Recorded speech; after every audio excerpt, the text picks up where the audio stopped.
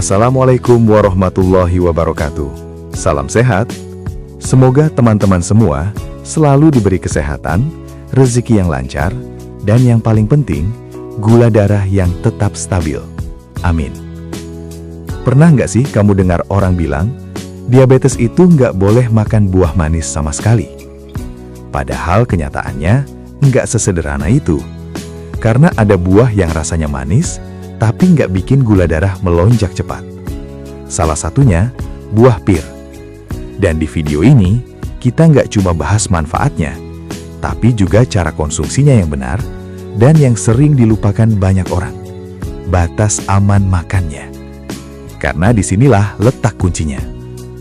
Teman-teman, kalau bicara soal gula darah, yang paling penting bukan cuma apa yang kita makan, tapi bagaimana tubuh merespons makanan itu. Dan disinilah buah pir jadi menarik. Bukan karena dia buah mahal, bukan karena dia buah impor, tapi karena cara tubuh mencerna buah pir itu pelan.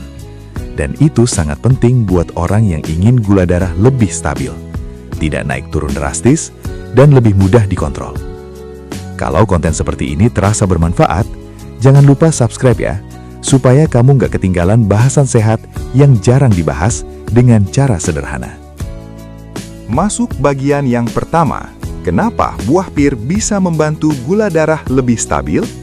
Buah pir punya 3 hal penting, dan ini bukan mitos. Pertama, serat yang tinggi. Dalam satu buah pir utuh, terdapat serat larut dan serat tidak larut.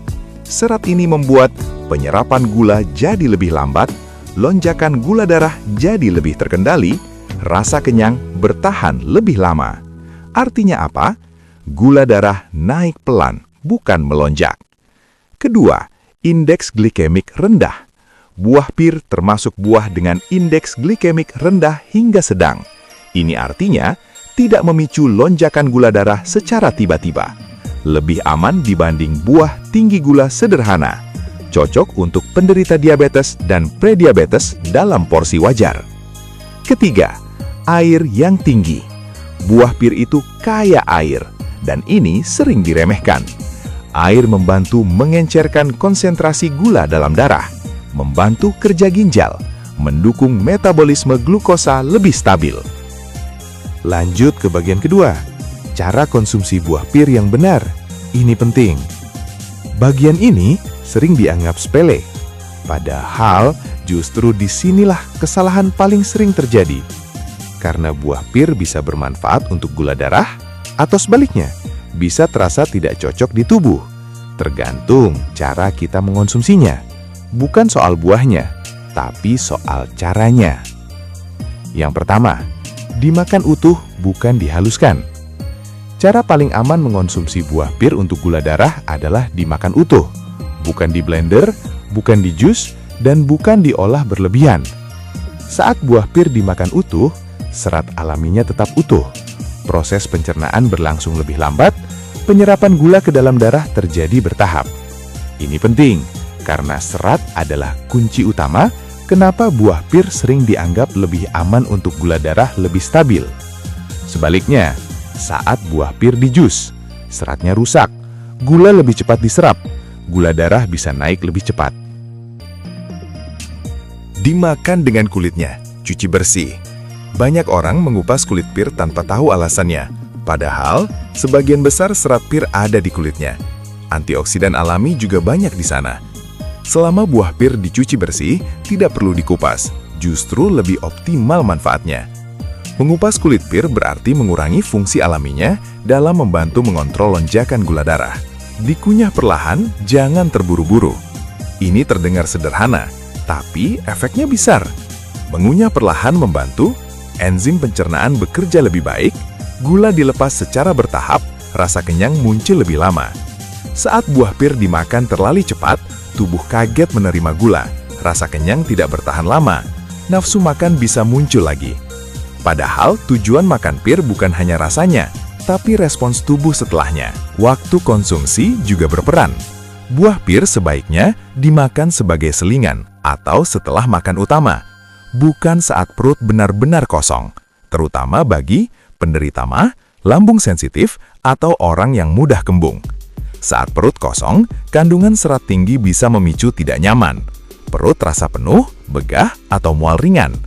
Dengan makan pir setelah makan utama, respons gula darah biasanya lebih terkendali. Jangan dicampur gula atau topping manis. Kesalahan lain yang sering terjadi, pir diberi madu, dicampur sirup, dijadikan dessert manis. Padahal, buah pir sudah mengandung gula alami. Penambahan gula justru menghilangkan manfaat stabilnya. Untuk tujuan menjaga gula darah, buah pir sebaiknya dimakan polos, tanpa tambahan pemanis, tanpa campuran olahan tinggi gula. Meski tergolong aman, buah pir tetap bisa menimbulkan efek samping ringan jika cara konsumsinya keliru.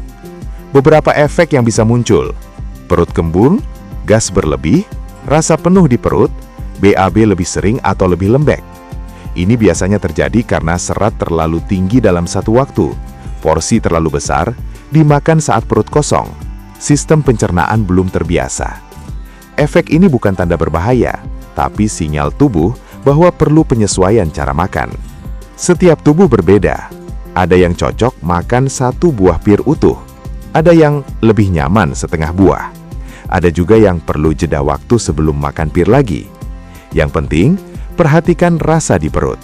Amati energi setelah makan, perhatikan rasa lapar berikutnya. Karena buah pir untuk gula darah bekerja paling baik saat dikonsumsi sesuai kondisi tubuh masing-masing. Saat kita membicarakan buah pir, yang sering terlupakan bukan soal manfaatnya, melainkan soal batas amannya. Karena dalam konteks gula darah, yang paling menentukan bukan hanya jenis buah, tetapi jumlah dan frekuensi. Buah pir memang dikenal sebagai buah dengan indeks glikemik yang relatif rendah, namun tetap mengandung karbohidrat alami yang pada akhirnya akan diolah tubuh menjadi glukosa. Dan disinilah batas aman itu bekerja. Kenapa batas aman itu penting? Setiap makanan, bahkan yang dianggap sehat sekalipun, punya titik aman konsumsi. Saat melewati batas tersebut, respon tubuh bisa berubah. Dalam konteks buah pir untuk gula darah, batas aman membantu tubuh mengelola asupan gula secara bertahap, menjaga respons insulin tetap stabil, dan menghindari lonjakan yang tidak perlu. Karena tujuan utama bukan meniadakan gula sama sekali, melainkan mengontrol kecepatannya. Ukuran buah juga berperan. Tidak semua buah pir memiliki ukuran yang sama. Ada pir kecil, ada pir sedang, dan ada pir berukuran besar. Dalam pembahasan batas aman konsumsi buah pir, yang dimaksud adalah ukuran sedang, bukan yang terlalu besar, dan bukan pula porsi berlipat. Ukuran ini penting, karena kandungan karbohidrat alami akan berbeda seiring bertambahnya ukuran buah. Secara umum, batas aman konsumsi buah pir berada pada kisaran 1 buah ukuran sedang per hari. Angka ini dianggap aman karena masih dalam rentang asupan gula harian, tidak membebani kerja insulin secara berlebihan, memberikan serat tanpa kelebihan karbohidrat. Bagi sebagian orang, bahkan setengah buah sudah cukup untuk mendapatkan manfaat seratnya tanpa mendorong gula darah naik terlalu tinggi. Dan ini bukan soal pantangan, melainkan soal penyesuaian kebutuhan tubuh. Kenapa tidak disarankan berlebihan? Saat buah pir dikonsumsi melebihi batas aman, tubuh akan tetap memproses kandungan gulanya seperti sumber karbohidrat lainnya. Pada kondisi ini, serat yang awalnya membantu memperlambat penyerapan bisa kehilangan perannya karena jumlah gula yang masuk terlalu besar. Artinya, yang menentukan bukan hanya ada seratnya, tetapi seberapa banyak gula yang ikut masuk dalam satu waktu. Setiap orang punya batas yang berbeda. Penting untuk dipahami bahwa batas aman konsumsi buah pir tidak selalu sama pada setiap orang. Faktor seperti kondisi metabolisme, sensitivitas insulin, kadar gula darah awal, aktivitas fisik harian, semuanya mempengaruhi bagaimana tubuh merespons buah pir. Karena itu, batas aman bukan angka kaku, melainkan rentang yang bisa disesuaikan. Dalam pola makan jangka panjang, batas aman berfungsi sebagai penjaga keseimbangan. Ia membantu mencegah konsumsi berlebihan, menjaga konsistensi asupan, dan menghindari fluktuasi gula darah yang ekstrim. Dengan memahami batas ini, buah pir tidak diposisikan sebagai penyelamat. dan juga tidak dianggap sebagai pantangan. Ia hanya menjadi bagian kecil dari pola makan yang lebih besar dan teratur. Teman-teman, mengontrol gula darah itu bukan soal pantangan ketat, tapi soal cerdas memilih. Buah pir bisa jadi teman baik, asal dimakan dengan cara yang tepat, di waktu yang tepat, dan dalam jumlah yang tepat.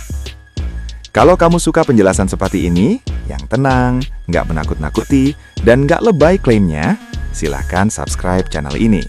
Karena di sini kita bahas makanan sehari-hari dengan sudut pandang yang lebih masuk akal dan aman buat jangka panjang.